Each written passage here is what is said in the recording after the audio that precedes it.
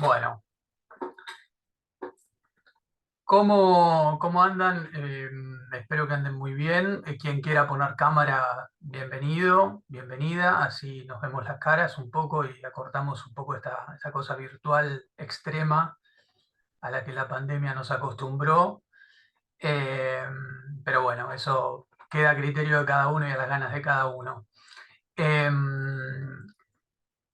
Pensaba hoy, ante todo, darles la bienvenida a socias, socios que estén presentes, que puedan estar presentes e interesados e interesadas en el tema.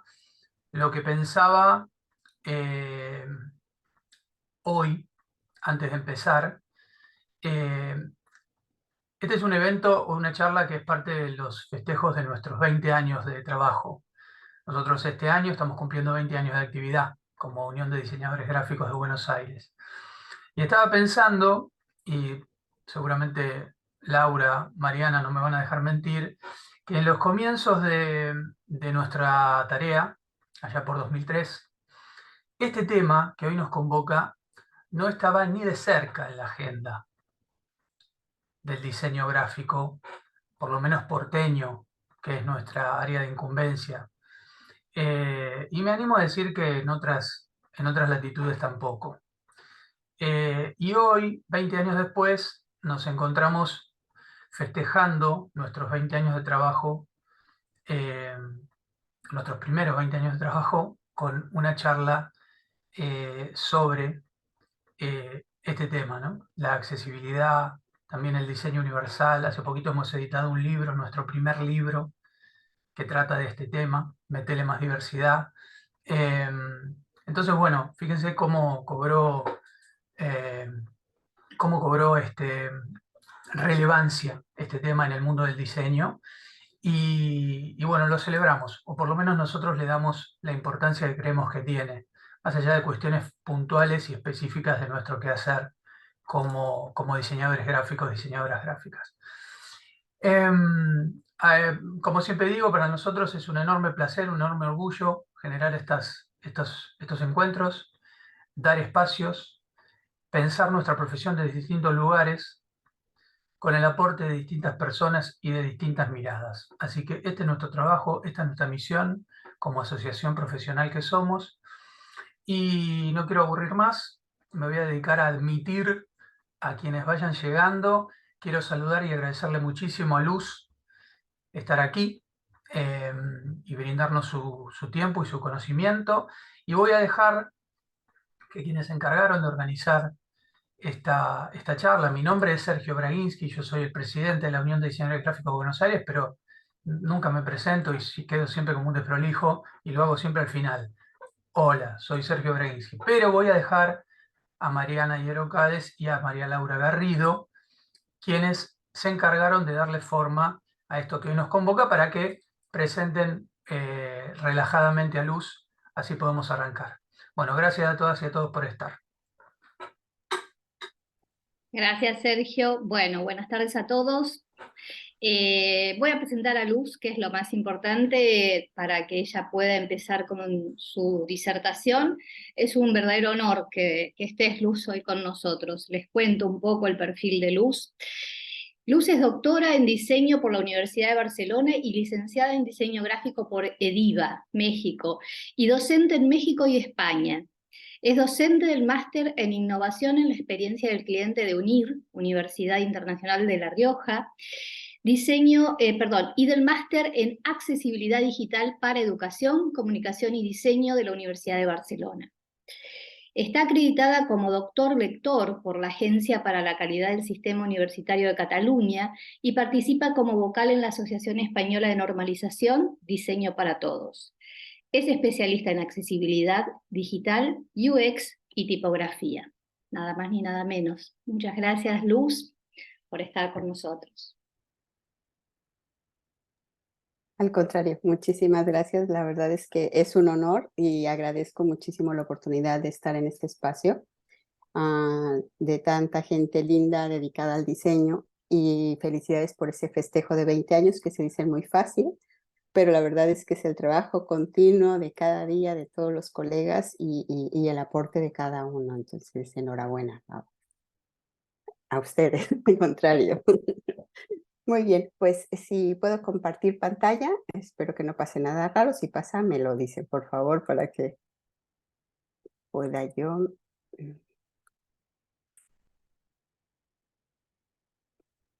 Está perfecto, Luz. ¿Sí? Ok. Todo listo, ¿no? Todo bien. Muy bien. Bueno, pues vamos a empezar.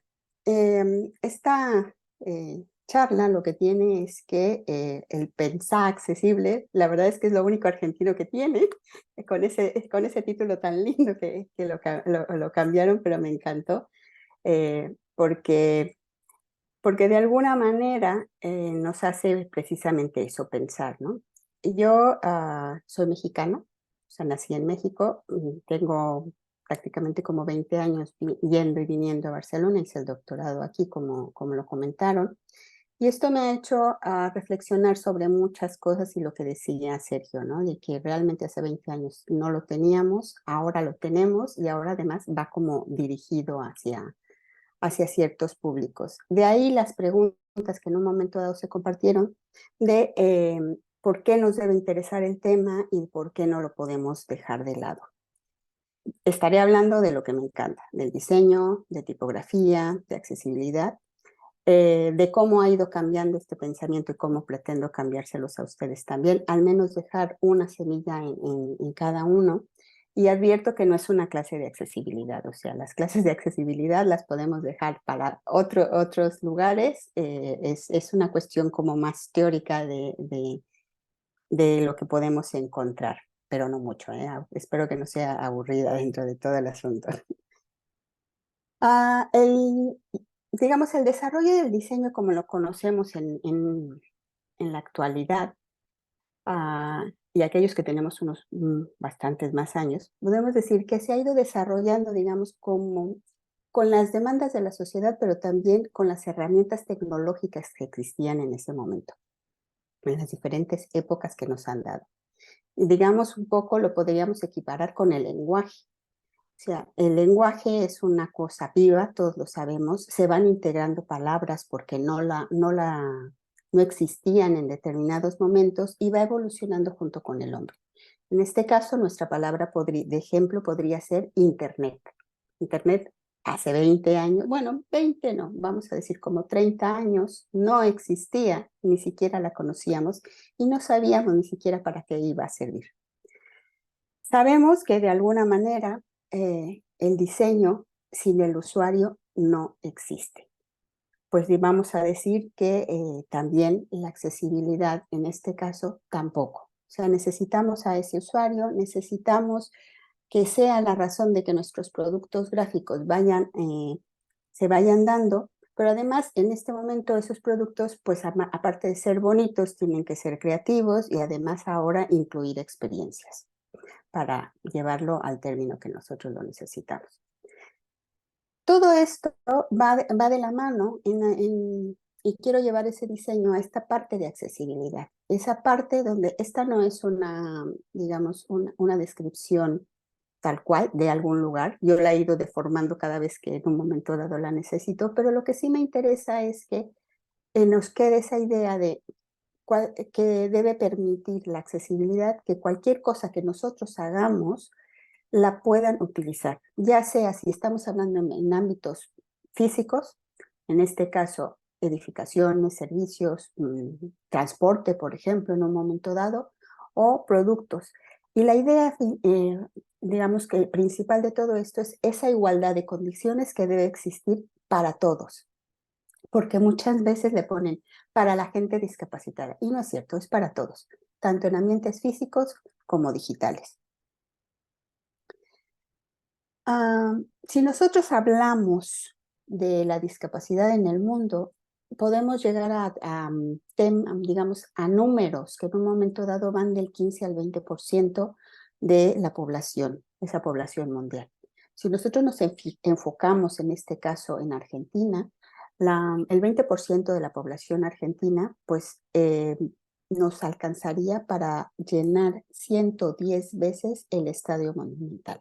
O sea, son números que en un momento dado nos pueden ayudar a poder decir, aunque sea por el lado económico, cómo se beneficiarían todas aquellas personas que en un momento dado, ya no digo grandes empresas, pero todos aquellos empresarios, personas autónomas o en México les decimos de honorarios, no sé cómo se le diga en Argentina, pero que trabajamos por nuestra cuenta, que podemos aumentar nuestros clientes y en un momento dado no solamente la captación, sino a quienes llegamos, porque finalmente al ser diseñadores nos gusta que nuestro trabajo llegue más allá de lo que en un momento dado podemos ver.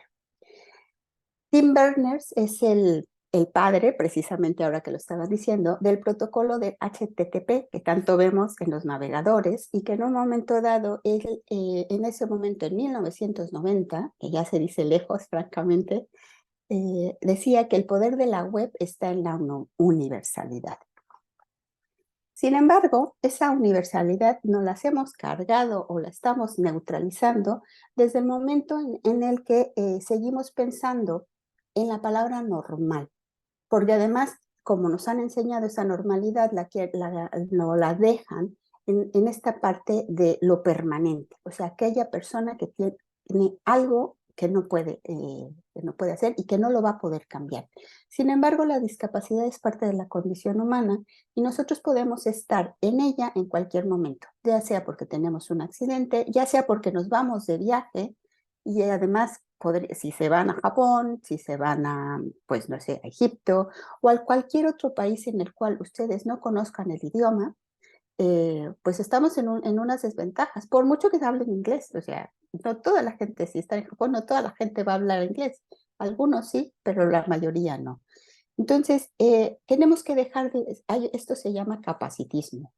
Ya lo pueden buscar, no lo voy a tocar más, pero lo he aprendido esta semana, que además es una especie como eh, de nueva discapacidad, vamos a decir, donde todo lo normalizamos. Entonces, sabemos que desde el inicio nosotros podíamos acceder al diseño y además no sé por qué generalmente empezábamos con la vista. O sea, nosotros veíamos el diseño y se nos hacía como muy fácil pensar en ello. Ahora nosotros accedemos al diseño a través de todos nuestros sentidos. Seguramente antes también lo habíamos hecho, pero no nos fijábamos. Pero ahora sí, puedo escuchar el sonido de Netflix, puedo oler el aroma de Sara en un momento dado. Puedo imaginar todo eso que Apple nos hace y que vamos viendo y además con unas fotos maravillosas. O incluso puedo degustar una Coca-Cola o alguna cosa, algún pastelito que sea de su país, en el cual las marcas van entrando a nosotros a través de esas experiencias sensoriales que vamos teniendo. Entonces, para diseñar, ¿qué debemos tomar en cuenta? Pues debemos tomar en cuenta todo. El entorno, los procesos, las actividades, los bienes, los productos, los servicios, todo aquello que en un momento dado nos facilite la comprensión y la comunicación del mensaje que nosotros queremos transmitir. Me van a decir que eso ya lo hacen y que en un momento dado siempre lo toman en cuenta, pero sabemos que no. Y van a ver cómo en el momento en el que empecemos a ver, sobre todo, no tiene nada que ver el hecho de que seamos nuevos diseñadores o ya seamos de la vieja escuela. O sea, en algún momento patinamos y se nos olvida algo y mandamos las cosas como no deben de ser. ¿Por qué otra cuestión nos podría llamar la atención el hecho de la accesibilidad digital? Pues simplemente porque actualmente ya esto es un derecho, al menos en la Unión Europea es un derecho y actualmente las cartas digitales se están abriendo para toda América Latina.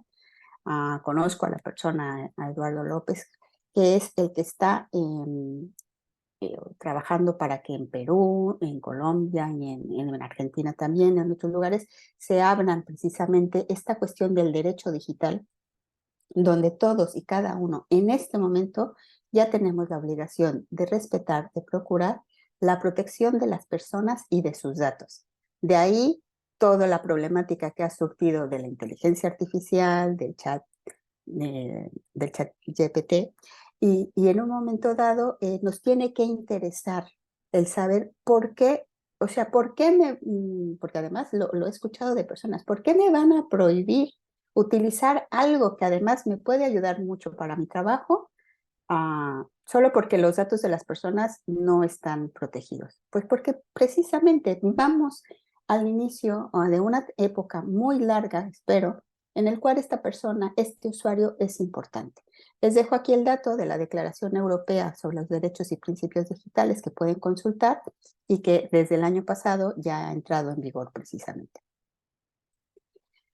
Creo, a diferencia de algunas otras personas y en algunos espacios, que el diseño gráfico en este momento es más importante que nunca. A veces los diseñadores gráficos no nos hemos querido dar cuenta de que realmente lo que estamos haciendo es importante y esa importancia tiene que ver actualmente porque hay como un traslado de ese diseño a la tecnología y se nos desdibuja de alguna manera esa parte material que teníamos de ver las cosas impresas nada más a esta parte de que se vayan a la pantalla. Sin embargo, en esa parte de cuando interactúa la tecnología y interactúa el diseño gráfico, ahí es donde me interesa, porque ahí hay una transformación cultural que nosotros estamos ayudando a hacer y que no somos conscientes de ellos generalmente. En ese espacio se van dando todas estas nuevas profesiones que que ya las conocemos, que realmente están permeando tanto en los espacios de diseño como en las, digamos, en toda la parte de comunicación, de marketing y de publicidad que se está trabajando. Somos, de alguna manera, entramos en muchas áreas, somos multiáreas, por decirlo así. Sin embargo, seguimos teniendo una cuestión. En este caso, la pregunta es cómo consumimos la experiencia. Nosotros ya dijimos que es a través de los sentidos, pero tenemos un rol que ahora nos está dando como gestores del diseño, en los cuales nosotros vamos a orquestar significados a través de poder entender de alguna manera todas estas funciones que podemos dar, pero sobre todo que nosotros vamos a dar como respuesta a cuestiones de pensar, por ejemplo, inclusivo, hacerlo más fácil para todos. Pensar responsive, que nosotros podamos fluir a través de los dispositivos y de las plataformas, que pensemos en relaciones, como interaccionando con los usuarios. Si yo les preguntara cómo es el mundo o cómo es nuestro mundo en este momento, ¿podrían ustedes decirme prácticamente estas palabras? Porque además son sacadas de los alumnos, ¿no? Vivimos en la complejidad, vivimos en el exceso, en la incertidumbre, en la automatización de todo y en la falta de significado en algunos casos. Generalmente los más jóvenes se quejan en la falta de significado de las marcas y de todas estas redes sociales que están con ellos. El diseño va respondiendo a cada una de estas cosas en las cuales se las pongo todas de golpe, pero prácticamente cuando nosotros tenemos una cuestión compleja, lo que hacemos como diseñadores es ir a la creatividad y al pensamiento de sistemas o pensamiento sistémico, como lo quieran decir. Si tenemos un exceso de información, lo vamos traduciendo ahora a experiencias para que se pueda entender todas aquellas cosas que lo integran. Si estamos en una incertidumbre de algo, podemos ir haciendo adaptaciones para poder,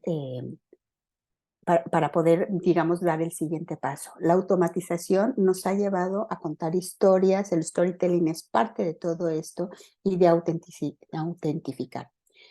La falta de significado nos lleva a la empatía. Entonces, como ven, sí podemos como diseñadores hacer algo que a veces otras profesiones no pueden hacer. Somos capaces de ver problemas de un modo general que, digamos, toda la parte de ciencias normalmente lo que hace es ir por trocito hasta que puede hablar de todo. Nosotros no, tenemos esa capacidad de poder ver un ambiente muy grande y eso nos hace diferentes ante otras labores. Ahora, ¿cómo accedemos a la información? Pues el diseño nos va a responder de esta manera, a través de la experiencia precisamente. Si no, ¿cómo es que están ustedes aquí? A través de esa experiencia con las redes sociales, nos va ayudando para que la tecnología juegue a nuestro favor. Y aquí vamos a ir transformando la cultura. ¿Se acuerdan que eso fue lo que dije? Bueno, pues Por ejemplo, esto que acabo de poner ahí, les sonará, yo les diría qué es lo que ven. Ustedes me podrían decir un switch, un apagador, depende del país que estemos, podría ser algo. O sea, algo que en un momento dado me está diciendo por cómo está, que está conectado, que está desconectado. Puede ser el de la luz, por ejemplo. Que en un momento dado el color me ayuda a saber si está apagado o encendido. Que la posición me podría ayudar también a saber cómo está. ¿Se ve antiguo? Pues a lo mejor sí, seguramente conocen otras formas de poderlo hacer más moderno, o en un momento dado lo que podemos decir es que la función no ha cambiado, pese a que la forma sí, la función no cambia. Cuando hago esto, entonces estoy cambiando. Algo ha pasado ahí donde yo sigo viendo un encendido o un apagado, pero entonces ahora es así, ya no es hacia abajo y hacia arriba, sino es así. Y parece tontería esto, pero en realidad en este momento yo estoy dando un salto de lo físico a lo digital. Estoy cambiando la cultura, estoy cambiando la forma de ver, estoy cambiando la forma de alguna manera de cómo se percibe, cómo se comprende, cómo navegamos dentro de las cosas y de la manera de poder interactuar y hasta contribuir de lo que estamos, de lo que tenemos. De ahí precisamente que o sea, que cómo podemos transformar la experiencia. Pues esa experiencia, todos los círculos me están diciendo cómo me voy a relacionar con ella a nivel digital. Y las palabras de abajo, que son las que acabo de repetir, me están diciendo a dónde debo de llegar. O sea, yo puedo tener realidad aumentada, cuestiones interactivas, medios auditivos, nada más, pero al final se trata de que todas las personas podamos hacer esto sin importar en qué situación nos encontramos para hacerlo. Hay personas que necesitan apoyos para poder entrar a esta digitalidad y en un momento dado, pues sería muy bueno poder llegar también a ellas. ¿Cómo transformar la experiencia? Me voy a ir a 3 cosas que en un momento dado son lo que decía yo. Si tenemos mucha experiencia son fáciles. Hablamos de resolución. Precisamente seguimos con ese on y ese off porque en on encontraremos toda la parte física, toda la parte del CMYK, toda la parte donde tenemos imágenes de alta resolución y cuando nosotros vamos al RGB, pues tenemos que hacer ese cambio precisamente a unas, digamos, lo diré de otra manera. ¿Cuántos megapíxeles tiene su teléfono? Cuando yo tomo una foto, entonces esas fotos podrán tener un tamaño, o sea, una medida muy grande, pero el peso es diferente cuando yo lo tengo tanto en la pantalla como me voy a la parte de, digamos, de física, ¿no? Entonces, entender esas diferencias es básico para poder llegar a toda la parte de la digitalización, precisamente, y de la accesibilidad. Lo segundo, tenemos color. También el mundo del color se tiene que convertir. No podemos seguir enviando pantones para imágenes que deberían de estar en digital y que deberían de estar en RGB. Hay un código ahí, un enlace ahí para una web que en un momento dado nos puede hacer una cantidad de cambios. Yo he puesto nada más Pantone RGB, pero se puede hacer en hexadecimal, se puede hacer en muchos otros sistemas que les puede convenir conocerla, ¿no? Porque siempre es bueno saber, mejor de más que de menos. Seguimos transformando la experiencia a través de la tipografía. Y en este caso mi pregunta sería, ¿hay diferencia realmente cuando la tipografía está en CMYK que en RGB? Pues yo diría que sí. ¿Por qué? Porque entonces aquí es cuando empezamos a chocar contra todo. ¿Por qué? Pues porque tenemos textos, tenemos imágenes que en un momento dado se van a ir a redes sociales, se van a ir a la web, se van a ir a toda esta parte de publicidad digital y que toda va a estar precisamente en este sector digital. Pero al mismo tiempo, si trabajamos en una empresa que necesitamos la revista, necesitamos el cartel, necesitamos un póster, necesitamos lo que sea, es ahí donde tenemos que hacer pues el cambio de cosas y que a veces precisamente hasta el más experimentado se le va. Pero lo que tenemos que lograr con esto es que los documentos se abran, que no pesen, que puedan cargar una web, que en un momento dado se puedan imprimir o que no bloqueen un sistema. O sea, es ahí donde nos podemos volver locos en cuanto a toda esta parte.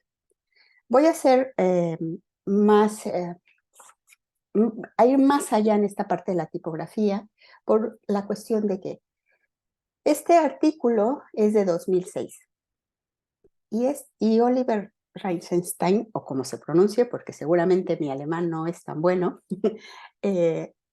dice que el 95% de la información en la web es lenguaje escrito. Por lo tanto, él augura en ese momento que un diseñador web debería de tener una buena formación en una disciplina principal, en la disciplina principal de dar forma a la información, o sea, a las palabras, a la tipografía. Y yo estoy segura que como materia, al menos en diseño web, no creo, no le dan tanto peso porque piensan que ponemos una letra y ya funciona. Pues ahí estamos los diseñadores gráficos para poderlo salvar de alguna manera este asunto. Las nuevas profesiones que nosotros estamos viendo aquí nos ayudan a construir este día a día, precisamente. Y a veces no se nota tanto esta parte, pero los animo a aprender de tipografía. Una página buena para aprender sería Underwear, en la cual nos está mostrando aquí la cantidad de idiomas que podemos tener. Cada vez que ustedes hagan un clic, lo que podemos obtener es esta parte de un idioma, en este caso el español, cuántos hablantes tiene, que son ya 320 millones, que la caracterizan 14, digamos, caracteres específicos. Pero que un set de caracteres, dependiendo de cómo está trabajado, ya sea en un Latin 2, un Latin 3 o 5, el más grande, podría tener hasta 1746 caracteres que lo integran, sobre todo cuando puede utilizarse para diferentes idiomas al mismo tiempo. Son tipografías muy completas. Me agradaría que pensáramos que las tipografías no son gratis, ni las de Google Fonts son gratis. Si es gratis, con algo lo estoy pagando. A lo mejor con mis datos, con mi navegación, o sea, hay muchas formas de pagarlo, aunque parezca que es gratis. Creo que es muy importante que conozcamos el proceso de producción de una tipografía. Está dado en 5 partes. Con esos círculos se los voy a decir. El más importante es el uso. ¿Por qué? Porque cuando un diseñador está empezando a trabajar en esta parte del uso, ya pensó en cosas que en un momento dado, a lo mejor la persona que lo está utilizando no ha tenido en cuenta. Es decir, a veces una tipografía le echamos la culpa y le decimos, es que no se lee bien, es que no está bien, es que no se imprime bien. Y yo diría, es que a lo mejor la elección no fue la correcta. No nos han enseñado a elegir tipografías. La elegimos porque nos gusta, porque no nos gusta, pero nunca hemos pensado para qué fue hecha esa tipografía. Entonces, habría que estar pensando en cuestiones de tamaño de letra, o sea, en qué tamaño la voy a usar, en qué sustrato la voy a usar. ¿Va a ser para digital o va a ser para pantalla? ¿En qué resolución? ¿Se va a imprimir o la voy a proyectar a la pantalla? ¿En qué, digamos, qué visión va a tener el lector de esa pantalla? ¿Es un usuario experimentado? ¿Es un niño? ¿Es una persona mayor? O sea, ¿para qué va a servir esa tipografía? Y entonces sí podemos, de alguna manera, la velocidad de lectura, por ejemplo, ¿va a leer rápido, poco? ¿Dónde va a estar? El contexto, ¿se acuerdan del contexto que decíamos? O sea, ¿la va a leer en un dispositivo? ¿La va a leer en un periódico? ¿La va a leer en el metro? O sea, ¿dónde va a estar para poderlo hacer? Entonces, es muy importante esta cuestión del uso, porque cuando llegamos al diseño, pues entonces simplemente ya podemos aterrizar de qué estamos hablando. Voy a retomar esta parte después. En cuanto a la parte de creación, les dejo no me voy a detener mucho en esto, pero les dejo un video, o sea, un enlace a un video de Eduardo Tuni que se llama Conectando Vectores y es de la Cátedra Cosgaya. Ellos explican muy bien aquí por qué me tengo que fijar en algún momento dado en esta forma de los píxeles. O sea, cómo una tipografía va a funcionar tanto en pantalla como físicamente, ¿no? Cuando la voy a imprimir. Creo que es interesante y que en un momento dado pudiéramos hacer esa referencia y poder considerar diferentes cosas a la hora de trabajarlo. Otra cosa que normalmente los diseñadores ignoramos, la distribución. Pagamos licencias por algo. El trabajo es muy arduo para poderlo hacer y existen actualmente hasta 9 licencias dependiendo de lo que quiera usar, dependiendo si es desktop y hay cantidad de usuarios, dependiendo si voy a utilizar una web phone, lo que va a medir son visitas por mes, o sea, me la van a cobrar por cada vez que en un momento dado haya alguien que llega ahí. Y no va a ser lo mismo si voy a estar en la web, si voy a estar en la app, si voy a estar en el ebook, o si no, o si en algún momento dado voy a estar utilizando tipografías para películas, créditos y demás, los juegos, o si incluso hasta para poderlo tener en los servidores trabajando. Es importante que conozcamos esta EULA, que se llamaría, que son lo de las licencias, que sepamos cuál es y sobre todo para qué nos da permiso. ¿Sabían que hay fuentes que ni siquiera nos dan permiso de deformarlas? Que las tenemos que utilizar tal cual. Y que no pasa nada hasta que se la vendimos al cliente y el cliente dice, pues entonces quiero que le hagas, y que la deformes, que le hagas otra cosa y que eso no se puede hacer. Entonces, ¿de quién fue la culpa?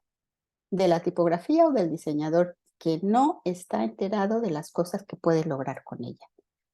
Atención con estas situaciones que podemos llevar. Para la producción me baso en Ellen Lupton. Todo el mundo la conoce y ella en su libro, aquí la pregunta sería, ¿cómo debe ser la tipografía en pantalla? Pues debe de ser legible, debe ser fácil de leer, debe ser versátil, expresiva y hasta elegante. Sí, la pregunta es esa, pero yo la cambiaría, porque precisamente el libro es tipografía en pantalla. Pero, ¿y si la pregunta la cambiamos por cómo debe ser la tipografía en pantalla para la accesibilidad? Ahí ya estamos hablando de otra cosa directamente. ¿Por qué? Porque entonces sí entramos en el terreno de la accesibilidad directa. Yo solamente he tomado aquí 5 puntos que me gustaría que si nos quedáramos con ellos porque los vamos a volver a retomar. 5 puntos son de la Universidad de Utah y es precisamente del Instituto de Investigación sobre Discapacidad. Y nos dice que podamos utilizar fuentes de trazos simples, familiares y además que sean fáciles de analizar. Ya llegaremos a esto. Que no evitemos complejidad de caracteres, que evitemos la ambigüedad, que usemos un número limitado de tipos de letra, de fuentes y de variables y que además consideremos el espacio y el peso de la fuente. Atención con esto, no digo que todo se tiene que utilizar de esta manera. Lo que estoy diciendo es que cuando vamos a la accesibilidad digital sí que lo tenemos que utilizar. Hago un apunte nuevamente, ¿qué es legible? Si buscamos legibilidad es pues la cualidad de ser legible, ¿vale? Pues la cualidad de ser legible, entonces, ¿qué quiere decir? Que puede ser leído por su claridad e interés. Una firma puede ser legible dependiendo si estamos en un formato del ámbito de leyes. Una arroba hace un tiempo no se entendía y ahora sí se entiende. O en un momento dado, un código braille, ahora lo aceptamos para muchas cosas más. Y lo podemos entender, incluso algunos de ustedes a lo mejor lo pueden leer. Yo todavía no me declaro que llego hasta ahí. Pero entonces, desde el punto de vista de Pérez y Díaz, que también les dejo aquí el enlace donde tienen una guía para elaborar documentos Word y me van a decir, si somos diseñadores, ¿para qué necesitamos un Word? Hombre, tenemos alumnos y nuestros alumnos de alguna manera también les damos documentos que deberían de poderse leer para todas las personas, no nada más para ellos. Cuando ellos nos dicen que la lectura en pantalla se hace con letra sans serif, bien puede ser Calibri, Century, Tahoma, Verdana. Y excluyen, atención, Arial y Helvética. Y la excluyen por unas diferencias que yo voy a tomar después, que es que tienen un problema en la I, en la L y en el 1. Tenemos las cuestiones de lectura en papel, que entonces sí sería a partir de cuestiones serif, de letras serif, pero para los títulos incluso es curioso, porque yo las SLAB antes ni siquiera las tomaba en cuenta, y ahora nos las piden para la accesibilidad digital precisamente porque aquellas personas que no pueden leer en determinadas situaciones les van a ayudar. Aquí sí, tipografía legible o accesible. ¿Qué es una tipografía legible? Todas las tipografías que se inventaron a partir de que empezó a existir Internet, la web y los ordenadores, son legibles, porque están dedicadas precisamente o están trabajadas para poder, digamos, estar dentro del píxel, para que se puedan leer, para que no importa si se reducen o se amplían, estas tipografías yo las voy a poder entender que es una A, que es una B, que es lo que sea. Y pues si se fijan, la más nueva Calibre es de 2005. La que está del lado derecho es una tipografía accesible. Solamente la he puesto aquí para que empiece a jugar con estos espacios, ¿no? Entonces quedamos en que todas estas que se hicieron para pantalla sí son legibles. ¿Por qué? ¿Qué problema podrían tener? Pues por ejemplo, fíjense en Arial, en un momento dado lo que está diciendo es que esa I mayúscula y esa L y ese 1 se están confundiendo. Es decir, las letras se pueden confundir con los números en determinadas situaciones. Y si yo se los estoy presentando así, que además mi pantalla es de 21 pulgadas, no sé de qué tamaño la tienen ustedes, pero si son diseñadores no creo que tengan menos de 17, 13, o sea, todo el mundo tiene unas pantallas enormes. No tenemos tanto problema. Pero, ¿y si nuestro lector no está en la misma situación? ¿Y si el contexto de nuestro lector cambia o la persona cambia? Y entonces sí es importante que los números no se confundan, que las letras se lean como deben de ser. Entonces, elijo una tipografía legible o una accesible.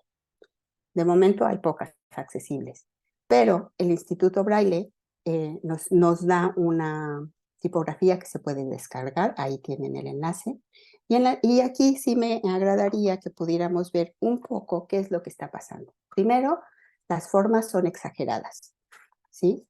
A partir de ahí, yo he puesto los puntitos rojos en esta parte para que sea más fácil identificar a lo que estoy hablando.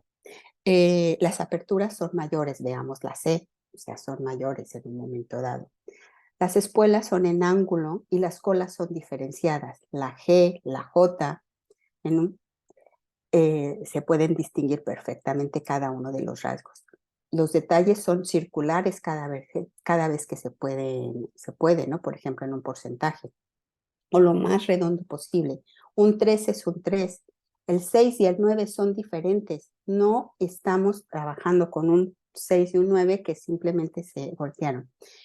Generalmente se trabajaba así y se trabaja así. Le digo porque hace 2 años hice un diplomado de producción tipográfica y yo sé que se trabajaba así. Y durante la tesis del doctorado, además estuve trabajando con la Biblia de Gutenberg. Entonces ya me sé toda la historia desde que empezamos con los tipos móviles y las matrices y todo esto, hasta llegar a este lado. Pero aquí es cuando esa tipografía es importante.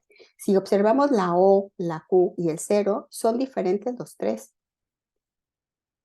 Tanto la B y la D no son un reflejo. Sí hay rasgos que la hacen diferente, que se puede entender. La P y la Q ya, bueno, es otra cosa. No es que la hayan volteado tampoco. Esa Q tiene una cola hacia atrás que en un momento dado realmente nos ayuda a que esa persona que no está observando o que no puede observar tan nítidamente como nosotros, pueda trabajarse. Y hay muchos rasgos, si se fijan, las comillas, están completamente circulares. O sea, es interesante poder hacer esta reflexión de las letras legibles y las accesibles para que se vayan pues produciendo más. Lo que tendríamos que hacer también es trabajar de la mano con gente que en un momento dado tiene problemas para saber qué otras cosas podemos hacer, que no solamente sea esta, sino que haya una mayor producción si realmente la necesitan ellos. Y si no, pues nos quedamos con lo que tenemos en este momento, que tampoco pasa nada. ¿Qué otra cosa más puedo ir a ver? El renglón tipográfico. Este también les puede interesar. ¿Qué es lo que está pasando con ellos? Estoy marcando con las flechas la altura X. La del Arial específicamente la he marcado porque obviamente es la que estamos machacando en este momento, pero Atkinson, por ejemplo, tiene todavía un punto, digamos, de porcentaje más en esa altura. O sea, tiene un 57% de todo el renglón para la altura X. Y sin embargo, por ejemplo, tiene todavía un porcentaje más en las descendentes que en las ascendentes. Más o menos vayan viendo las otras. Calibre, le interesa mucho que las ascendentes pues se vean y en cambio va exactamente al revés de lo que haría Atkinson para las personas, para hacer esta tipografía accesible. O sea, ¿cuál necesitamos? Pues depende para qué la queremos, como todo. O sea, empezar a hacer pruebas, empezar a ver cosas, o sea, realmente necesitamos algo que sea legible, algo que sea simplemente accesible. La cuestión es poderlo tener presente y que en un momento dado podemos trabajar con ello y podamos con los alumnos pues trasladarlo también, ¿no? A estas situaciones de poder decir, hay más de lo que nosotros estamos necesitando. Otra forma de la tipografía en pantalla, ¿no? Cómo debe de ser la retícula en la que trabajamos. Me van a decir, soy diseñador gráfico, no importa. Necesitamos poder trabajar ya actualmente con este tipo de cosas. ¿Por qué? Porque nosotros mismos necesitamos probar que lo que estamos, aunque no la programemos, que lo que estamos proponiendo funcione. Tenemos unas pantallas muy buenas de 1024 por 768 píxeles, pero en realidad solo el 80% es lo que utilizamos de esto. Necesitamos saber que también hay una retícula que se utiliza por columnas. Si se fijan, la del lado derecho de Sony es de 16 columnas y la de Drupal del lado derecho, perdón, es de 12 columnas y todo va a ser con campos horizontales. También tienen aquí una web aquí que es la 960.gs. Ese GS significa Grid System, en el cual hay muchísimas. Ustedes pueden entrar y van a encontrar ahí, es más, si quieren tecléenlo ahora mismo y verán que hay muchos ejemplos de cómo se están trabajando. Cuestión que nosotros realmente tenemos que llegar a ello para poder entender qué queremos transmitir. Y además es interesante, la verdad, a mí se me hace muy interesante que podamos llegar a estos puntos. ¿Qué más debe ser? ¿Cómo debe adaptarse el espacio? Pues debe de ser responsive, debe de ser líquido, debe de marketarse, o sea, adaptar esta maquetación y demás. Lo importante de esto es que aprendamos a trabajar en espacios M, en píxeles, en puntos y en porcentajes, y que entendamos cada una de estas cosas que va a significar en el momento en el que estamos trabajando. No se vale hacer propuestas que ya no van más allá. Las etiquetas tipográficas en HTML también son importantes. Las físicas simplemente le van a ir diciendo al navegador cuáles son los cambios que hay. Pero las etiquetas lógicas es las que cambian unas cuestiones semánticas y no semánticas en cuestiones en las que siempre la hemos tratado. En este caso, son las que ayudan a la interpretación de que se puedan leer los dispositivos de lectura, de que haya de conversión de voz, de que en un momento dado cuestiones de braille también puedan entender todo esto. Y me estoy refiriendo a esto. También aquí tienen el enlace para entrar a cursos de código que son gratuitos de la w3schools.com, en la cual nosotros podemos hacer muchas pruebas de esto. Pero precisamente por eso les puse el de Word antes. Si entendemos cómo funciona en Word y estamos entendiendo que porque yo he oído muchos diseñadores que dicen, es que los estilos de Word no sirven para nada. ¿Para quién? Hay gente a la que sí les va a servir. Y debemos también pensar en ellos. O sea, no todo es InDesign. Necesitamos aprender a utilizar esos, digamos, esos títulos, o sea, cómo estructuramos, porque estamos hablando de la estructura del documento, estamos hablando de cómo ponemos cuestiones enfáticas, cómo hay superíndices, cómo de alguna manera podemos construir esa, digamos, esa tipografía nos puede ayudar también en la cuestión de la pantalla. Si les estoy hablando en chino, me encantaría que sea así fuera para que realmente vayan, se metan, investiguen, vean. Si alguna cosa no les sonó, regrésense otra vez a la grabación y empiecen a ver de qué hablo, de qué digo. O en todo caso también, soy muy bueno, pues entonces voy y también lo investigo y veo y me pruebo si realmente estoy trabajando correctamente todo lo que yo estoy diciendo en este momento. Ahora regresamos al punto de partida, a la parte de la accesibilidad. Y en esa accesibilidad, aquí vamos a empezar a cómo ayudamos a la accesibilidad digital. Hay algo que se llama HIPO y que espero que también ya lo hayan leído. Si estuviéramos en clase les diría, ¿qué significa HIPO? Pero no voy a hacerlo en este momento. Simplemente decir que HIPO es una, digamos, una disciplina que está dedicada a la interacción de personas con, aquí sería HIPO, sería interacción persona-ordenador, ¿no? Y son los sistemas informáticos. Y aquí es donde, bingo, estamos nosotros para tratar de mejorar esta relación por medio del diseño gráfico.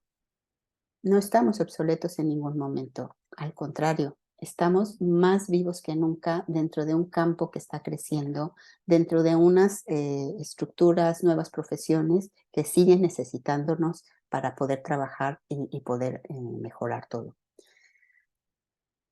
Estamos en un ladito, eso sí, no nos podemos creer, digamos, imprescindibles, porque trabajamos con mucha gente, tanto en la producción. Si se fijan, hay inteligencia artificial. Es lo que yo decía, la inteligencia artificial en este momento está saliendo, pero ya simplemente es porque está creciendo en este momento, pero ya existía.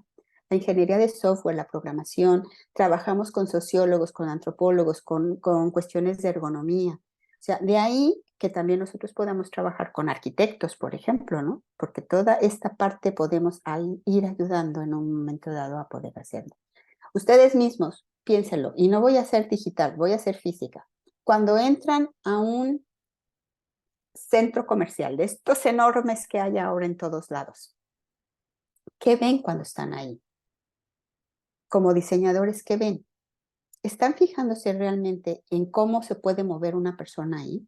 ¿Están bien las señales puestas? Las señales que en un momento dado solamente, digamos, hay dos, pues las que nos dirigen y de alguna manera también las que son del centro comercial. O sea, ¿cómo interactuamos nosotros con esto? ¿Cómo interactuamos ahora con las pantallas que además muchas veces nos sirven estos directorios de le toco y me dice cómo llegar de un lado a otro? Pues se va combinando esta parte digital con la física precisamente también. ¿Qué más?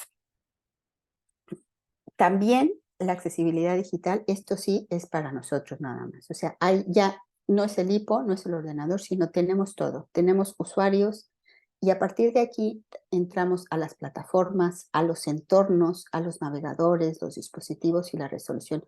Cosas que yo ya les he mencionado, que podemos tener problema y que aquí es donde nosotros nos toca empezar a pensar que no estamos trabajando solamente para personas discapacitadas, sino estamos trabajando para ese diseño para todos, precisamente, para que cualquier persona pueda llegar y pueda trabajar con ello.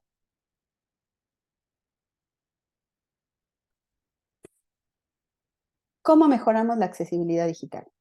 Primero, no confundiendo accesibilidad con usabilidad. Diana Rodríguez nos dice que mientras la accesibilidad es universal, la usabilidad es específica para cada uno de los destinatarios. O sea, depende exactamente, tenemos que saber dónde está nuestro usuario para poder trabajar con ellos. Les dejo ahí el enlace para que puedan entrar a un recurso de recursos digitales inclusivos y amigables. Es muy fácil de leer y además nos da un montón de información que podemos transmitir fácilmente a nuestros trabajos. Aquí les hice una especie de gráfico para que se entienda fácilmente. La accesibilidad digital va de diseño, del diseño de los contenidos y de la codificación de esos recursos. En cambio, la usabilidad va de digamos, se trabaja con una cuestión de una dimensión objetiva, que es la que podemos evaluar, y una cuestión subjetiva. ¿Por qué?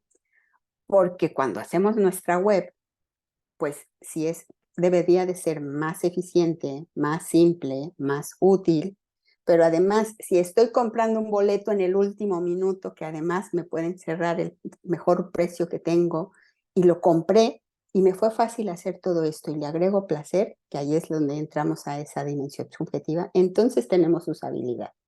Si además, en un momento dado, aparte de todo esto, lo hice en la tablet o en el teléfono o en el último reloj donde los datos van en este tamaño, y lo hice en tiempo y en forma, entonces tengo utilidad. Cada cosa es diferente, no podemos decir que todo es lo mismo y no entran en el mismo saco. Estamos trabajando con cosas distintas, en situaciones diferentes. Y aquí sí, regresamos ya al inicio de todo esto. ¿Cómo pensamos en accesibilidad? Y este es un apunte personal de muchas cosas que a veces se van aprendiendo en el camino. Primero, pensando en el diseño para todos, pensando que ese diseño para todos tiene un recurso digital. Ese recurso digital debe de tener un componente afectivo. ¿Por qué? Pues primero porque necesitamos conocer nuestro usuario. Y ese componente afectivo no se puede trabajar después, se tiene que trabajar antes. Tenemos que investigar al usuario, tenemos que aprender a hacer user persona, tenemos que un customer journey, tenemos que aprender a hacer un montón de cosas con las que nosotros tengamos insight, con los que podamos legitimizar la emoción. Atención, tener bases de datos, un montón de datos, hallazgos de esos datos, no son insights. Los insights se trabajan y tienen una forma especial de trabajarse en la cual vamos a encontrar ese componente afectivo. Si no lo tenemos, no lo estamos trabajando. Después, ¿cómo interrogamos? O sea, ¿cómo de alguna manera, cuando ya tengamos todo esto, podemos, digamos, dar el siguiente paso? Y en este caso es, interrogamos para aprender. Todos, absolutamente, cuando está la página en blanco, podemos tener un pánico. Simplemente digo, voy por un café y regreso para ver por dónde empiezo. O sea, todos lo hacemos en algún momento dado. Yo les diría que la forma más fácil es con esto, con el cómo. Compartimos preguntas, no respuestas, incluso con los alumnos. Yo les fui haciendo preguntas a lo largo de la presentación y se las fui poniendo. A lo mejor me pude haber saltado alguna, pero esa cuestión de poder interrogar para poder abordar el tema siempre será más fácil que tratar de resolverlo o de dar una respuesta sin haberlo investigado antes. Muchísimas gracias. Les dejo aquí un código de un libro que se acaba de hacer de accesibilidad, comunicación y educación para todas las personas. Colaboraron personas de España, de Argentina, de México, y lo pueden descargar sin ningún problema. Muchísimas gracias, de verdad, muchas felicidades por esos 20 años. Creo que lo están haciendo genial, así que no lo dejen de hacer, síganlo compartiendo y sigan todo ese aprendizaje llevando a mucha gente. Muchísimas gracias. Gracias, Luz. Muchas gracias. Excelente. Me pongo sonido. Gracias, Luz. Hermoso. Gracias, Luz. Muchas gracias a todos ustedes por estar aquí. Bueno, si hay alguna pregunta, es el momento. Por ahí, quien quiera hacerla a través del chat o por micrófono, podemos hacer un pequeño espacio de preguntas. Y bueno, agradecerte, Luz, por tu generosidad y por tus deseos. Vamos a intentar seguir, ¿eh? Lo vamos a hacer. No es fácil, pero Sí, bueno. me pareció interesantísimo el tema de la fuente tipográfica, la Atkinson, hiperlegible, que miraba, por ejemplo, los caracteres de los números, ¿no? Y parecía que era una mezcla entre futura, helvética, tipografía para código.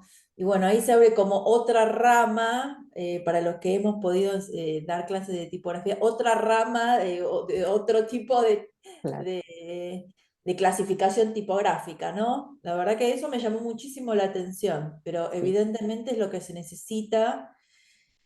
Clarísimos todos los ejemplos. La verdad que te felicito porque sobre todo el que hiciste, el que se veía bien y después el que estaba blureado para diferenciar la I mayúscula con la L y el 1, eso ahí como que se me abrió un poco más la cabeza, digamos. Así que te felicito. Y además es un buen ejercicio por si tienes alumnos que no solo lo presenten bien, entonces ahora pásale algún filtro y demás para ver cómo funciona, ¿no? O sea, o cámbialo en un momento dado de que esté oscuro, que esté en Claro. otros colores, que esté en un tamaño así. De verdad, esa parte de no escogimos la letra adecuada, yo creo que a todos nos ha pasado. O Sí. sea, Luz, nadie nació.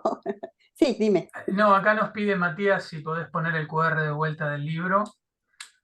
Ahí está. Ahí está. Sí, sí, está buenísimo que el libro se lo puedan bajar, eh, porque es un libro, digamos, que no solamente, digamos, Luz y Cris, digamos, la Daga, que en este momento no está, que es amiga y colega también nuestra, que son las editoras y coautoras del libro, digamos, sino también, digamos, hay otros autores en el libro con un montón de ejemplos. Luz, si me equivoco, por favor, corregime. No, sí, hay muchos Eh, ejemplos. Incluso hay hay esa muchos parte ejemplos. decíamos, de legal, esa parte legal Ujú. que parecería que no nos está tocando, pero que en realidad sí que nos toca. O sea, tenemos que aprender de ello. Y al final hay un ejemplo de unos mapas ápticos que se hicieron en la Es lo que te iba a decir, Universidad sí. Autónoma Ujú. Metropolitana, precisamente con Angélica Martínez de la Peña, que trabajaron con Sí, los alumnos y además han ganado premios a partir de eso. ese proyecto merece la pena que lo vean, porque creo que es el primer proyecto, o sea, es el primer mapa que se ha realizado, y no solamente, digamos, que se diseñó, sino que se implementó en la universidad, y que se llevó a cabo a partir de la profesora con todos sus alumnos. Es muy interesante y está en el libro y lo pueden ver. Así que bueno, si se lo pueden descargar es de libre acceso. Así que bueno, Buenísimo. es parecido a nuestro libro que va, cada capítulo va contando una porción, digamos, de la accesibilidad, de distintos aspectos de la accesibilidad. Así que está bueno que se lo puedan bajar. Sí. Buenísimo. Excelente. A mí una de las cosas que también más me impactó de la presentación que hiciste, Luz, es el cambio de dimensión del diseño, ¿no? Esta cuestión de que el diseño adquiere otra dimensión frente, no solo desde el usuario, sino desde uno mismo como productor de diseño o diseñador. Eso me Ujú, parece que es todo un cambio de paradigma que resulta súper interesante, súper necesario, no solo para el entorno social, sino fundamentalmente nosotros, y más los que, sí. como decía recién Eve, somos docentes, que tenemos la responsabilidad de transmitir estas cuestiones, ¿no? Ujú. Así que yo te agradezco infinitamente, porque uno todavía está como aprendiendo el ABC de la accesibilidad, que ya no es solamente como decías vos, uno tenía como esa etiqueta ridícula o de poco conocimiento de que era para aquellas personas que tenían inconvenientes. Y en realidad Ujú. todos los tenemos, ya sea por una cuestión de edad, que empezamos a ver menos, ya sea por una cuestión de luminiscencia, o sea, hay un montón de situaciones que impactan y que probablemente el caso de la tipografía es muy evidente, como se decía recién, y que es verdad, uno no siempre se elige y situado en esos patrones que tienen que ser los que en definitiva hacen, ¿no? A Mira, la hoy acción. precisamente en la mañana me tocó estar, tenía yo fisioterapeuta y entonces me tocó estar en la sala con una señora que empezamos a hablar por la cuestión del teléfono. Total que terminamos viendo su teléfono y cambiando el Google y las citas y el no sé qué. Pero claro, ahí fue donde yo me puse a pensar, dije, ¿y si la tipografía que tuviera su teléfono no solamente fuera una cuestión de que fuera más grande, sino que de realmente se trabajara una tipografía o se diseñara una tipografía para utilizarse directamente en dispositivos pequeños? Tal cual. O Sí. sea, es que ya Sí, los pones a trabajar realmente a los alumnos en cosas que dices, y sí. bueno, Sí. Esto de que los readers, viste, te dan la posibilidad de seleccionar el tipo de letra con la cual vas a trabajar. Hay una interfaz que ya está activa respecto de lo que es esta cuestión de la forma letra, ¿no? Que como vos Sí. decías, es un poco lo que moviliza todo el tema de la información, la comunicación. O sea que ya creo que debe faltar poco para que uno desde de su dispositivo celular tenga la posibilidad de seleccionar aquella tipografía que por la razón que sea, le es más accesible, ¿no? Ujú. Bueno, infernal. Hay muchas cosas y realmente lo que pasa es que además los mismos usuarios a veces se lo callan. Mm, O mm, sea, no lo quieren decir, pero yo tuve claro. profesores, por ejemplo, disléxicos o en un Mm, momento dado daltónicos. mm, De hecho, cuando fui coordinadora teníamos un nivel técnico superior de producción gráfica, tuve 2 alumnos que eran daltónicos.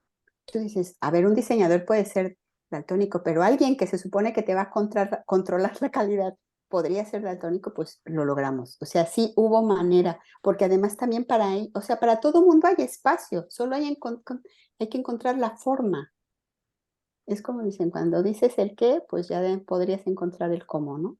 perfecto. Sí, pero es un Sí, cambio, ¿no? Es un cambio, es sí. cambiar, empezar por aquí, que es lo que más Es cuesta. cambiar el formato de la comprensión del problema o de que a mí me pareció súper revelador el rol del diseñador y que como vos decías recién está como más activo que nunca si lo expandimos desde su significado, no desde un decorador, sino desde un Ujú. facilitador o un habilitador de situaciones, ¿no?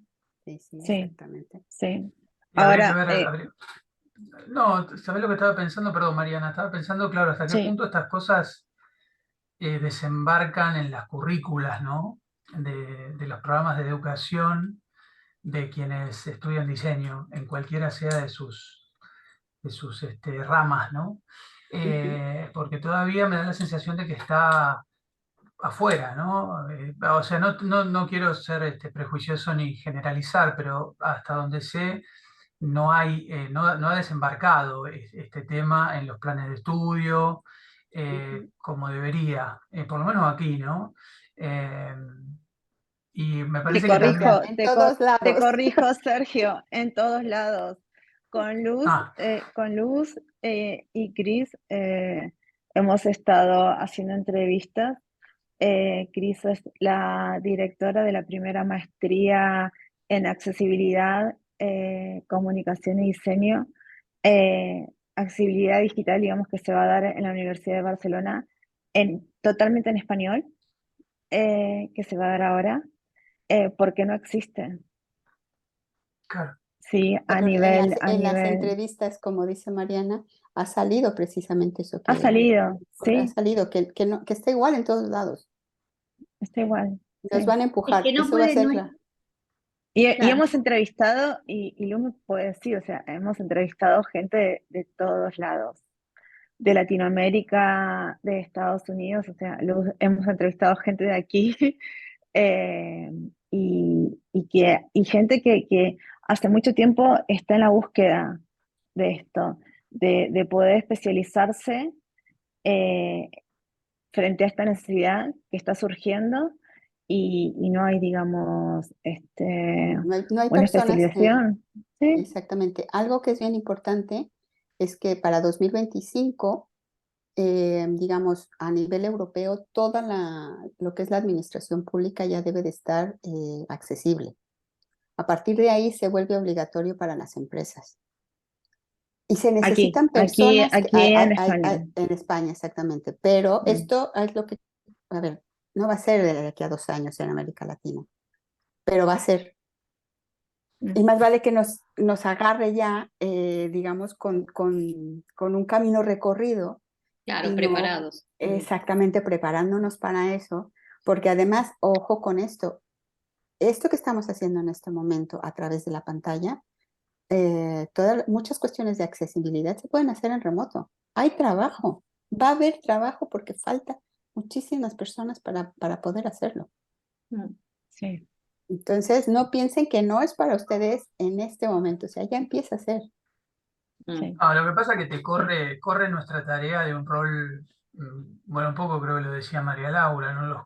Nos corre de un rol meramente cosmético barra estético Ujú, y nos trae a un lugar a veces más comprometido, otras veces puede sonar más incómodo, dependiendo de uno cómo lo viva o ujú. cómo se preparó o cómo se formó.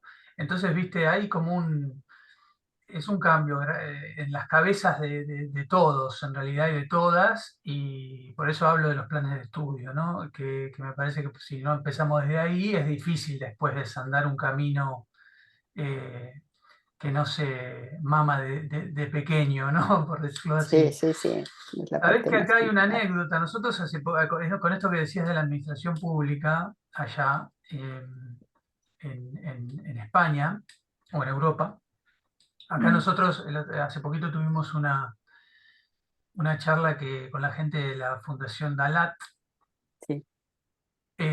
y contaba Pipi una anécdota muy graciosa, o Susana, no me acuerdo quién la contó, con respecto al Poder Judicial acá en Argentina, que había Susi apelado. la contaba. Susi, ¿no? Había apelado un Sí. fallo extraño, ¿no? Una anécdota muy, si no fuera para llorar, sería para reír, porque no era accesible la página del Poder Judicial acá de la Argentina, no se podía, bueno, nada, no se podía utilizar y tenía muchas fallas en ese test que se hace, ¿no? Ujú, De accesibilidad. Y resulta que el Poder Judicial, en vez de aceptarlo y decir, bueno, vamos a trabajar en mejorar esta situación y resolverla, apeló el fallo, o sea, entró en una disputa legal y había una ley que había sido promulgada, bueno, una cosa muy tremenda, que quedó ahí, ¿no? Porque no sé cómo se va a resolver eso, no sé en qué termina la historia, pero bueno, vos fíjate hasta qué punto está la resistencia, ¿no? Incluso institucional. bastante. eh, Sí. de- Hay una cosa que también es importante que yo creo que me agradaría que ustedes se quedaran con esta sensación de lo estamos haciendo, ¿no? Finalmente, Argentina lleva 15 años trabajando en accesibilidad, aunque no lo parezca, y se nota contra otros países de Latinoamérica. Entonces, no crean que ustedes están tan en pañales como lo piensan. Así que, de verdad, no. se los Qué digo bueno, es desde alentador aquí. esto, Sí, es muy alentador el te hecho de agradezco. llevan la batuta, por decirlo así, van a la delantera. En la región, Está decís. bueno, Y, está bueno. y también enhorabuena por eso. O sea, Bueno, hay que seguirle genera más trabajando como en responsabilidad. todo, pero Bueno, Sí, linda sí. manera de cerrar con este envión anímico que nos da luz. Eh, Yo lo que diría, Sergio, si te parece, es que Mariana tal vez cuente un poco más eso de esta maestría, a ver si está accesible un poco, si está en disponibilidad para el que tenga interés de acceder. ¿les ¿Cómo? parece si dejo de compartir? Dale. vale. Ah, ok. Bueno, acá mira Rocío, desde Perú nos dice que sí, que nos confirma lo que dice Luz, que estamos ahí medio como en la vanguardia. Bueno, Mm, está Sí. buenísimo. Perú también Ojalá. es un país que está también a la vanguardia en todo lo que es accesibilidad. Creo que lo que tiene Perú es que en este último tiempo, digamos, o sea, el gobierno tomó ciertas decisiones que hizo que ayudara mucho a poder que la gente, los profesionales puedan hacer grandes pasos, ¿sí? Porque también, digamos, la gente puede, digamos, tener toda la decisión eh, digamos, y el querer hacer, pero también, digamos, el gobierno tiene que tomar y legalizar ciertas tomas de decisiones que son los que tienen el poder legalizar, como las cartas digitales que mencionó Luz en su presentación, ¿sí? Que ahora digamos, un colega nuestro está trabajando en ello, ¿sí? Con las cartas digitales, digamos, para ciertos países de Latinoamérica, para que se logre, digamos, un poco más el avance de la accesibilidad en todos los países. Bueno, en cuanto a la La famosa maestría, voluntad política, ¿no? La famosa voluntad política. Sin eso no se hace gran marco cosa. legal necesario, sí, sí. sí.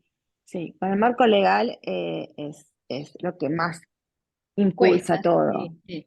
Sí, acá desde que en España, digamos, se reglamentó la ley de accesibilidad, bueno, o sea, es un impulso enorme que se dio a todo esto, no solo, digamos, a lo que es tan solo la accesibilidad digital, digamos, sino en todo, ¿no? O sea, la movilidad, el transporte, digamos, en todos los aspectos.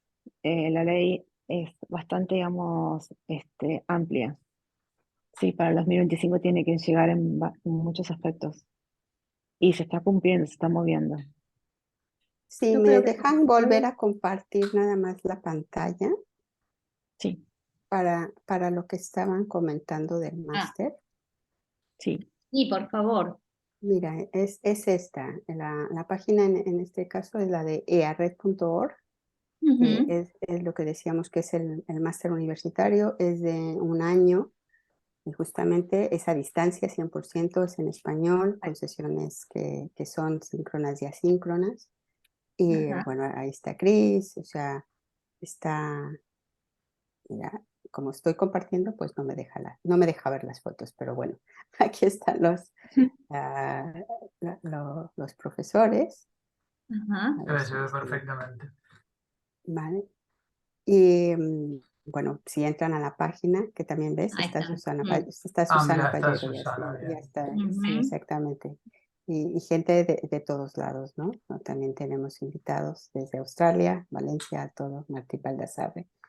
Sí, está bastante bien, porque además hay una cuestión, déjame ir aquí a esta parte. Aquí les dan toda la ficha de los materiales, cuáles son las materias que se van a ver, o sea, está pensado para gente que sabe bastante y gente que en un momento dado tampoco sabe mucho, ¿no? O sea, pero que sí es necesario que se conozca de todo, de los métodos, de sociabilidad, de los recursos educativos, porque ha ido como creciendo precisamente, o sea, esta parte para educación, para comunicación, para diseñadores, o sea, ¿ves? O sea, el público es amplio. Es muy amplio. Y Susana va a dar precisamente las técnicas de evaluación y remediación, Claro. y ahí va a haber un trabajo final de máster y al final, bueno, pues los que se quieran de alguna manera acreditar para poder trabajar en accesibilidad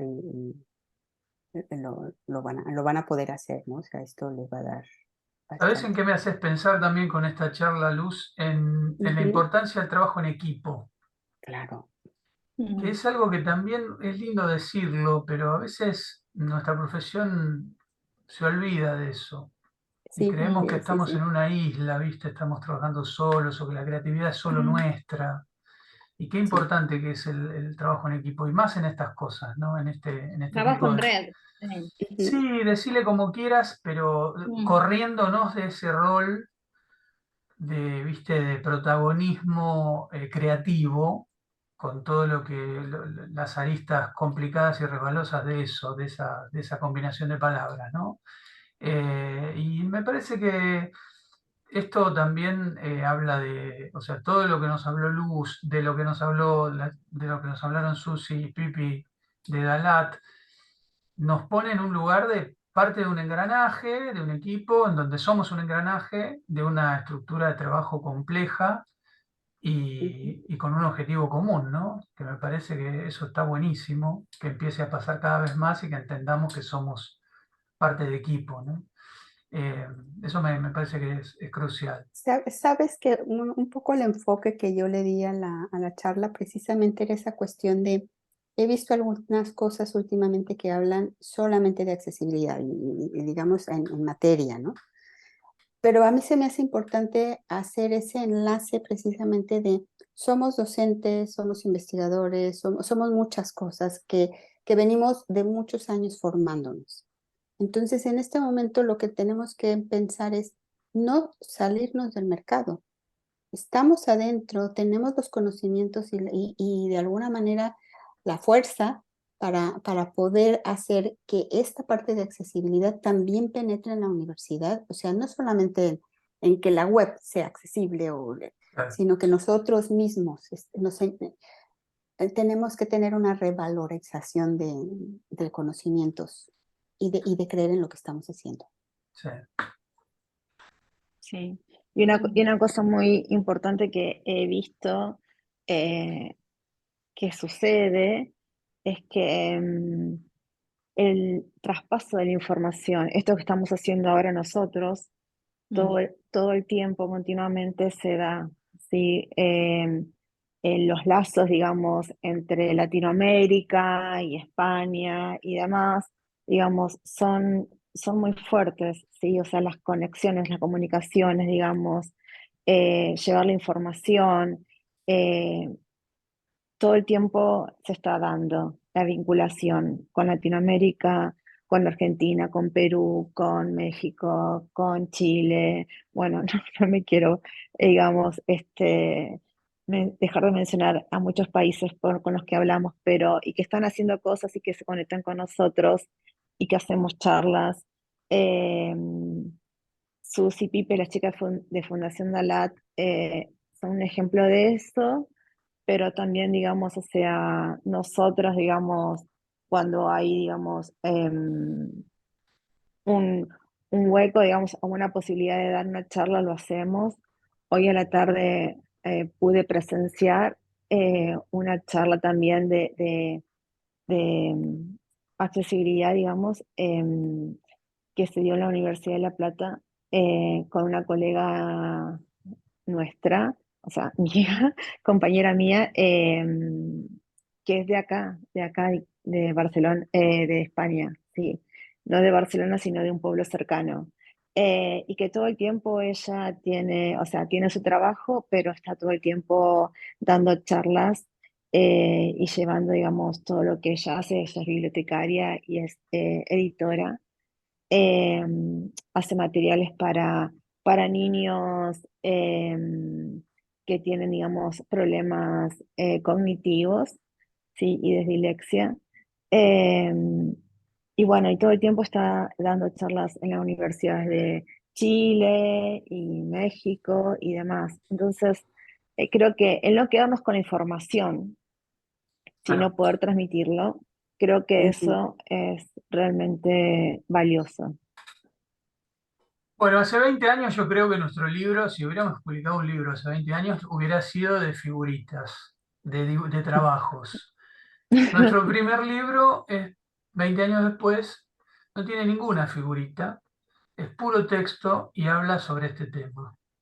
Así Ujú. que me parece que eso habla también de un cambio y de una maduración, si se quiere, digámosle, no sé, quizá maduración es una palabra que no es la correcta, pero digo, habla de un cambio en nuestras cabezas y en la manera en la que Ujú. pensamos nuestra profesión, ¿no?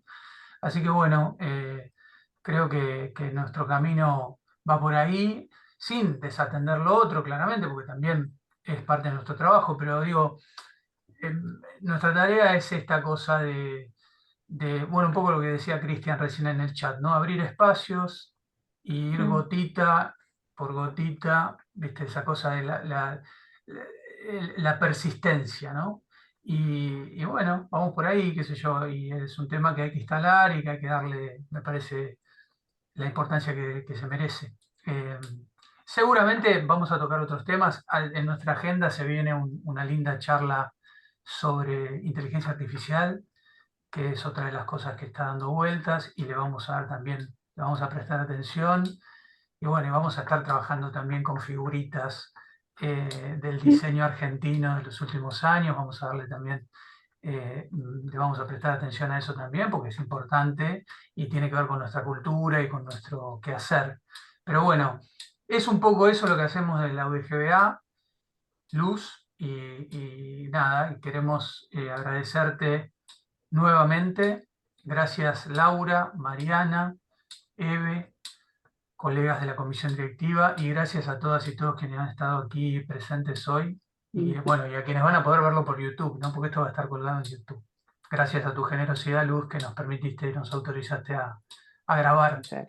esta charla.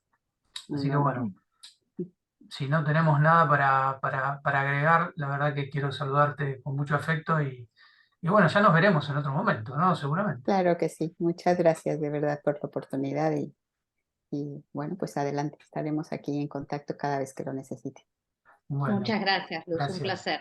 Muchas gracias. Gracias, Luz, por todo. Chao, Abrazo gracias. grande. Gracias. Chao. Igualmente a Chau, todos. chau, Hasta chau. luego. Bye.